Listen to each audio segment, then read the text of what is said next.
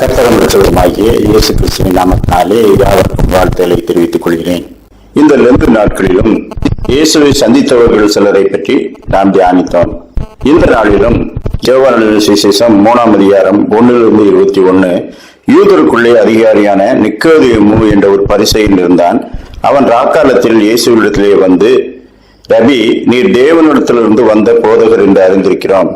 ஏனெனில் ஒருவனும் தன்னுடனே தேவன் இராவிட்டால் நீர் செய்கிற இப்படிப்பட்ட அற்புதங்களை செய்ய மாட்டான் என்றான். நிக்கோதேமு என்பவன் யூதருக்கு அதிகாரியாயிருந்தான். அவன் ஒரு பரிசேய சமயத்தைச் சேர்ந்தவன். யூதர்களிலே இந்த பரிசேயர்கள் பக்தி வைராக்கியம் உள்ளவர்கள், வேதத்தை அறிந்தவர்கள் என்று தங்களை பிரகடனப்படுத்திக் கொண்ட ஒரு கூட்டத்தினர். தேவகுமாரன் ஊழியம் செய்த காலத்திலே அவரை கிறிஸ்து என்று அதிகாரிகளில் யாரேனும் அறிக்கையிட்டால் அவர்கள் திருச்சபைக்கு புறம்பாக்கப்பட வேண்டும் என்று யூதர்கள் கட்டுப்பாடு பண்ணியிருந்தார்கள். ஆனால் அந்த அந்தரங்கத்திலே அநேக அதிகாரிகள் அவர் மீது நம்பிக்கை வைத்தார்கள். அப்படிப்பட்ட ஒருவன் இந்த நிக்கோதேமு என்ற ஒரு பரிசேயன். வெளியரங்கமாய் இயேசு கிறிஸ்துவை அறிக்கை பண்ணாமல் அந்தரங்கமாய் ஏற்றுக்கொண்டவர்களிலே அவனும் ஒருவன். அவன் இயேசுவை யாரும் அறியாத ஒரு ராக்காலத்திலே வந்து சந்தித்து விட்டு போக வருகிறான். வந்து அவரை, ரபி, போதகரே, தேவனிடத்திலிருந்து வந்தவனை தவிர வேறொருவரும் நீர் செய்கிற இப்படிப்பட்ட பெரிய கிரியைகளை செய்ய முடியாது. அப்படியானால் நிக்கோதேமு இயேசு கிறிஸ்துவின் கிரியைகளை கண்டு ஆழ்ந்து தியானித்து அவரை தேவனிடத்திலிருந்து வந்தவர் என்று அறிக்கையிடுகின்றான். அவனுக்கும் அவர்தான் கிறிஸ்து என்று தெரியாது. ஆனால் இவர் தேவனிடத்திலிருந்து வந்தவர் என்பதை அறிந்திருந்தான். தேவகுமாரன் தம்மை சுற்றியிருந்த ஜனங்களை பார்த்து, என்னுடைய கிரியைகளை நிமித்தமாக என்னை நம்புங்கள். அவர் பலத்த கிரியைகளை செய்கிறதை அநேகர் கண்டார்கள்.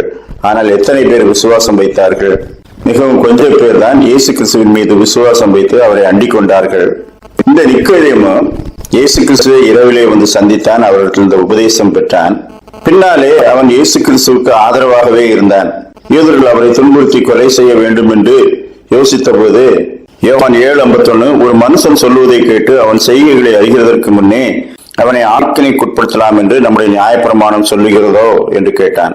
நாம் யூதருடைய ஆலோசனைக்கு உடன்படாதவர்களிலே அரிமத்தியாவு யோசேப்பை போல நிக்கோதேமுவும் தேவகுமாரனை விசுவாசிக்கிற ஒரு அதிகாரி.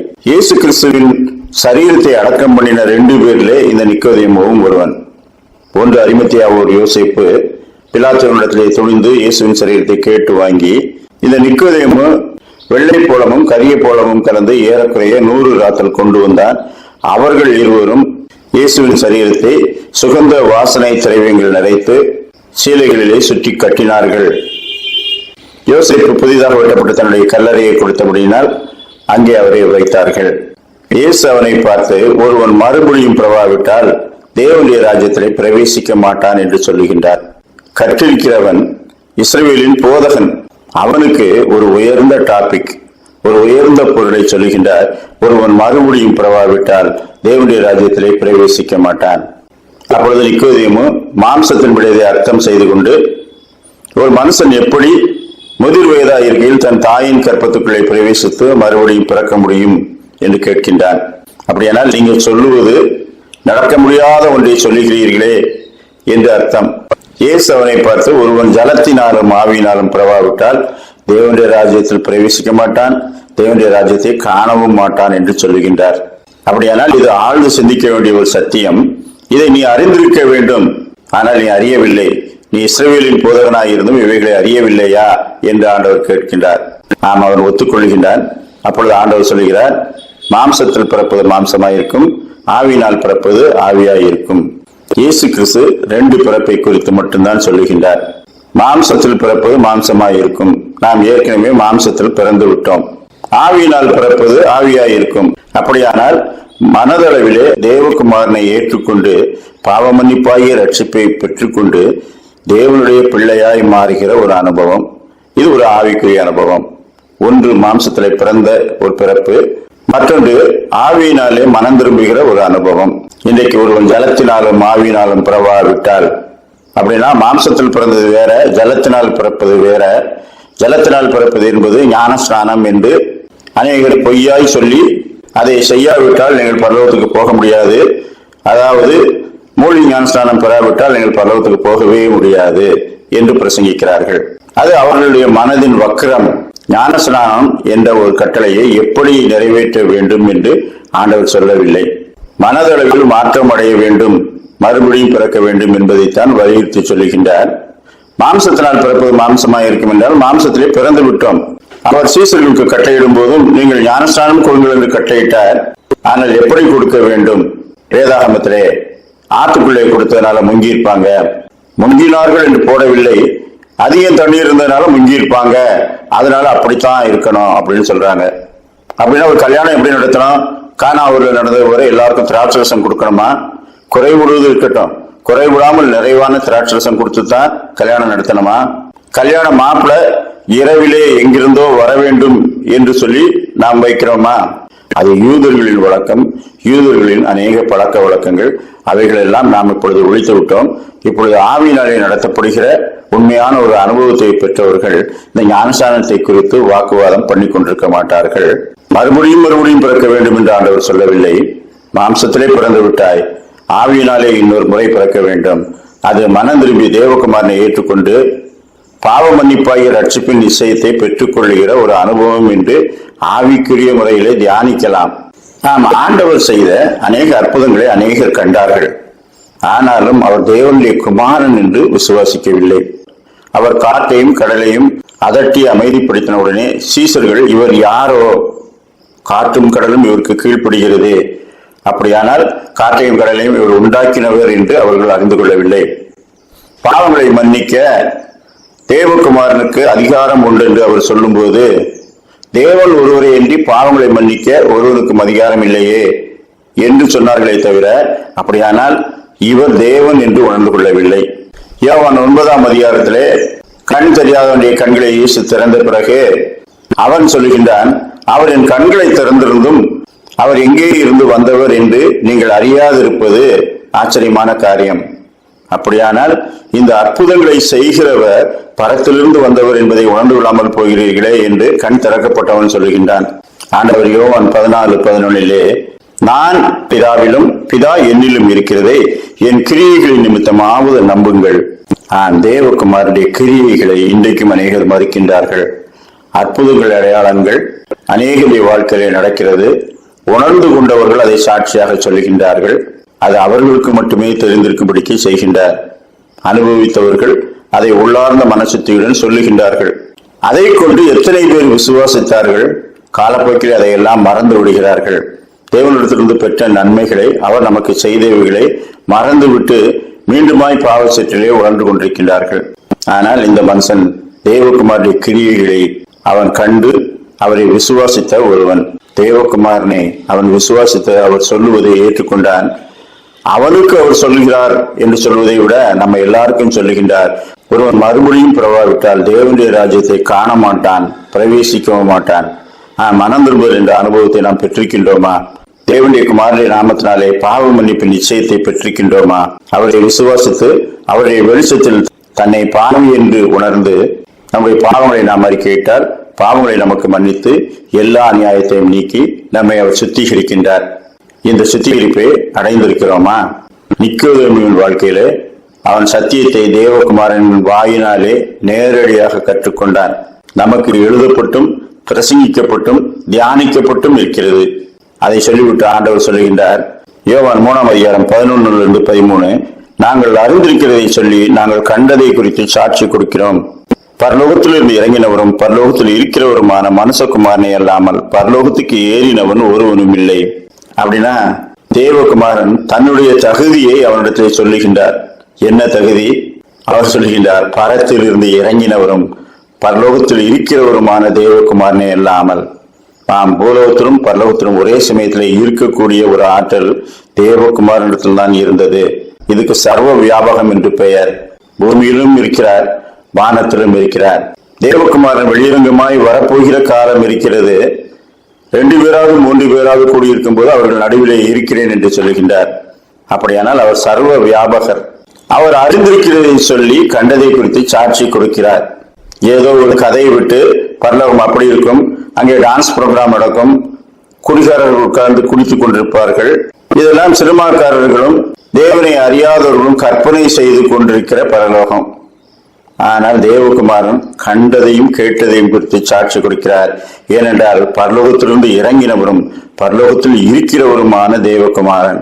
கல்லூரி நாட்கள்ல ஒரு சப்ஜெக்ட்ல ஏதாவது சிறிய மிஸ் அண்டர்ஸ்டாண்டிங் இருந்தால் ப்ரொஃபஸர் இடத்துல பேசும்போது அவர் அதை விளக்கி சொல்லுவார். விளக்கி சொல்லிவிட்டு சொல்லுவார், நாங்கள்லாம் எம்பில் முடித்து பிஹெச்டி முடித்தவர்கள், நான் சொல்லுகிறேன் இது இப்படித்தான் என்று சொல்லுவார். மாணவர்கள் எதையாவது ஒரு புக்கில் படிச்சுட்டு வந்து, ஐயா இது அப்படியே இது இப்படின்னு கேட்பார்கள். அப்பொழுது அவர்கள் தங்கள் தகுதியை சொல்லுவார்கள். எதற்காக? பெருமை பாராட்டுவதற்கல்ல. நான் ஏற்கனவே கற்று தெரிந்து தெளிவுடைந்த ஒருவன், நான் சொல்லிக் கொடுப்பதை நம்பு என்று அர்த்தம். அவர்கள் சொல்வதுதான் சரியா இருக்கும். ஏன்னா எல்லா புக்கையும் அவர் கிட்டத்தட்ட படிச்சு முடிச்சிருப்பாரு. சொல்லிக் கொடுக்கும் போது நான் இந்த அத்தாரிட்டியில சொல்றேன் அப்படின்னு சொல்லுவாங்க. தேவகுமாரன் சொல்லுகின்றார், நாங்கள் கண்டதை குறித்து சாட்சி கொடுக்கிறோம். நாம் பரலோகத்திலிருந்து இறங்கின அவர் சொல்வதை நம்பாமல் மற்ற அநேகர் சொல்வதை நம்புவதற்கு இன்னைக்கு திரள் கூட்டமான மக்கள் போய்கொண்டிருக்கின்றார்கள். ஆனால் அவரை விசுவாசத்து பற்றி கொண்டவர்கள் பாக்கியவான்கள். அவரே பரலோகத்துக்கு வழியும் சத்தியமும் ஜீவனுமாய் இருக்கிறார். அத்தோடு நிக்கோதேமுக்கு இந்த ரட்சிப்பின் வழி எப்படிப்பட்டது, என்ன செய்ய வேண்டும் அதை அவர் சொல்லுகின்றார். யோவான் 3:14-15 சர்ப்பமானது மோசையினால் வனாந்திரத்திலே உயர்த்தப்பட்டது போல மனுஷகுமாரனும் தன்னை விசுவாசிக்கிறவன் எவனோ அவன் கெட்டு போகாமல் நித்திய ஜீவனை அடையும்படிக்கு உயர்த்தப்பட வேண்டும். இயேசு கிறிஸ்து தன்னுடைய பாடு மரணங்களை குறித்து நிக்கோதேமுக்கு முன்னாக சொல்லுகிறார்.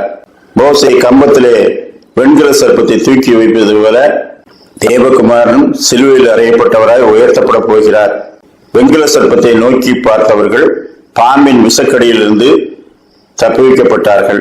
தேவகுமாரனும் உயர்த்தப்பட போகிறார். எதற்காக? அவரை விசுவாசிக்கிறவன் கெட்டு போகாமல் நித்திய ஜீவனை அடையும்படிக்கு உயர்த்தப்பட வேண்டும். அது சம்பவித்தது. நிக்கோதேமு அதை கண்டான். இந்த அதிகாரத்தில் தான் தேவகுமாரன் தன்னை முழுமையாக உலகத்துக்கு வெளிப்படுத்துகின்றார். 3:16 தேவன் தம்முடைய ஒரே பேரான குமாரனை விசுவாசிக்கிறவன் எவனோ அவன் கெட்டு போகாமல் நித்திய ஜீவனை அடையும்படிக்கு அவரை தந்தருளி இவ்வளவாய் உலகத்திலே அன்பு கூர்ந்தார். அப்படியானால் தேவன் தந்து விட்டார், நாம் என்ன செய்ய வேண்டும்? 3:18 சொல்லுகிறார், அவரை விசுவாசிக்கிறவன் ஆக்கினைக்குள்ளாக தீர்க்கப்படான். விசுவாசியாதவனோ தேவனுடைய ஒரே பேரான குமாரன் நாமத்தின் மேல் விசுவாசம் உள்ளவனாய் இராதபடியினால் ஆக்கினைக்குள்ளாக தீர்க்கப்பட்டாயிற்று.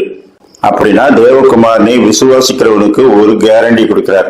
அவர் விசுவாசிக்கிறவன் தண்டிக்கப்பட மாட்டான் என்று சொல்லவில்லை, ஆக்கினைக்குள்ளாக தீர்க்கப்படான். அப்படின்னா நரகம் இல்லை என்று சொல்லிவிட்டார்.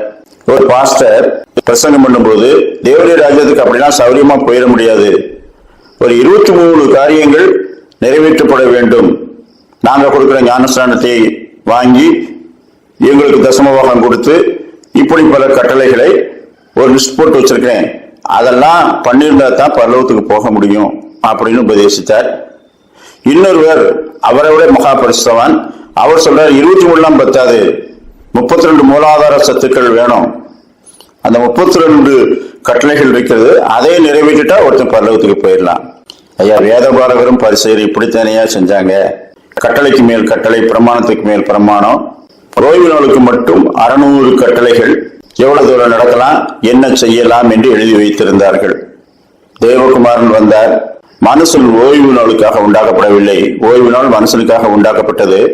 எனவே ஓய்வு நாளிலே நன்மை செய்வது, அது சின்ன வேலையோ பெரிய வேலையோ, அதில் நன்மை செய்வது நியாயம்தான் என்று ஒரே போடு போட்டார். அவங்களுக்கு 600 கட்டளைகளும் தகர்ந்து போனது.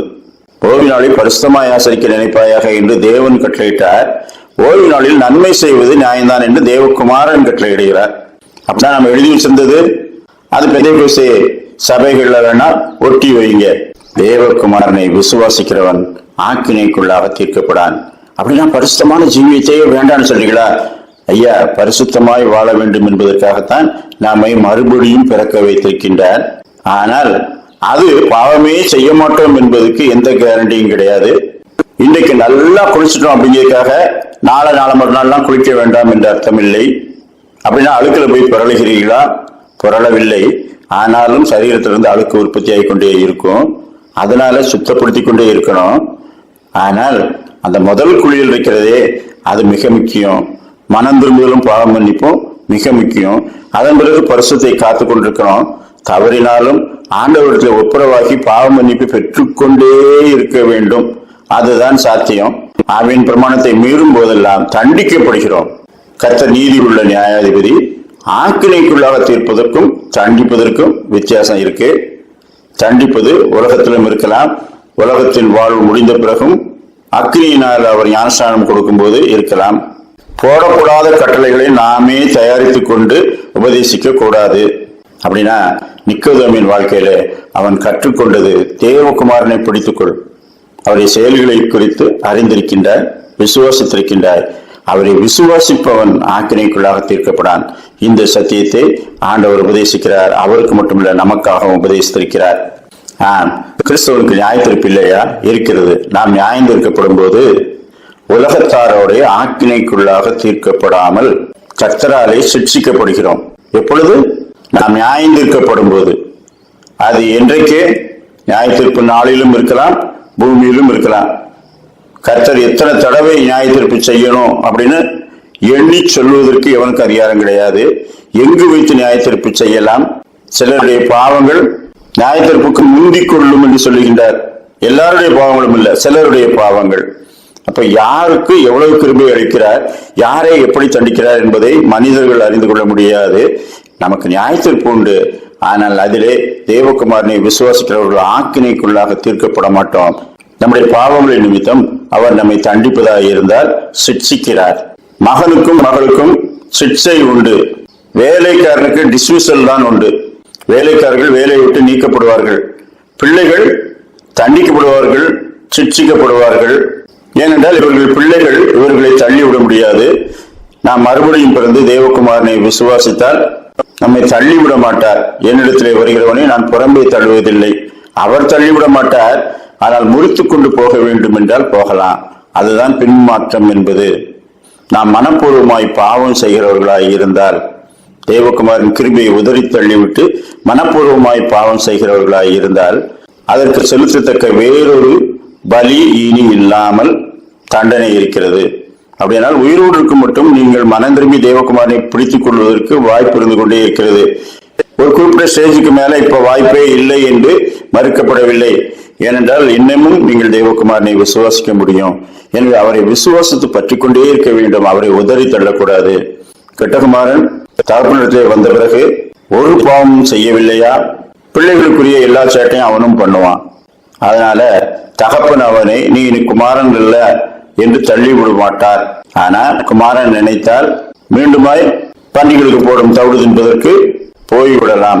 அதுதானே நியாயம், அதுதானே வாய்ப்பு. கர்த்தரை நாம் உதறி தள்ளிவிட்டு இனி செலுத்தத்தக்க ஒரு பலியும் இல்லை என்று சொல்லும்படி ஆக்கினைக்குள்ளாக தீர்க்கப்பட போகலாம். ஆனால் அவரை பற்றி கொண்டிருக்கும் போது அவர் சிட்சிக்கின்றார், சேர்த்துக் கொள்ளுகின்றார். அவர் சேர்த்துக் கொள்ளுகிற எந்த மகனையும் சிட்சிக்கிறார், சிட்சித்து சேர்த்துக் கொள்கிறார். அப்படியானால் நிக்கோதேமுவினுடைய வாழ்க்கை மூலமாக கர்த்தர் நமக்கு கற்றுக் கொடுத்த ஒரு மிகப்பெரிய பாடம், மறுபடியும் பிறக்க வேண்டும், தேவகுமாரனை விசுவாசிக்க வேண்டும். ஒரு தெரிந்து கொள்ளப்பட்ட பாத்திரம் இந்த நிக்கோதேமு. விசுவாசத்தை கிரியை செய்கிற ஒரு மனுஷனாக இந்த நிக்கோதேமு இருக்கின்றான். நான் தேவனுடைய ராஜ்யத்திலே பிரவேசிப்பதற்கு கர்த்தர் சொல்லுகின்ற ஒரே காரியம், மறுபடியும் பிறக்க வேண்டும், மனம் திரும்ப வேண்டும், அவரை விசுவாசிக்க வேண்டும். இந்த சத்தியத்தை ஆழமாய் மனதிலே பதித்து மற்ற எவருடைய போதகத்தையும் நாம் உதாசீனப்படுத்தி கர்த்தர் நமக்கு தந்த இந்த நல்ல பாக்கியங்களை விட்டுவிடாமல் பற்றி கொள்வோமாக. ஜபம் செய்வோம். இரக்கமுள்ள பிதாவே, கிருபையுள்ளவரே, ஐஸ்வர்ய சமனரே, மறுபடியும் பிறவாவிட்டால் தேவனுடைய ராஜ்யத்திலே பிரவேசிக்க மாட்டான். அவரை விசுவாசிக்கிறவன் ஆக்கினைக்குள்ளாக தீர்க்கப்படான்.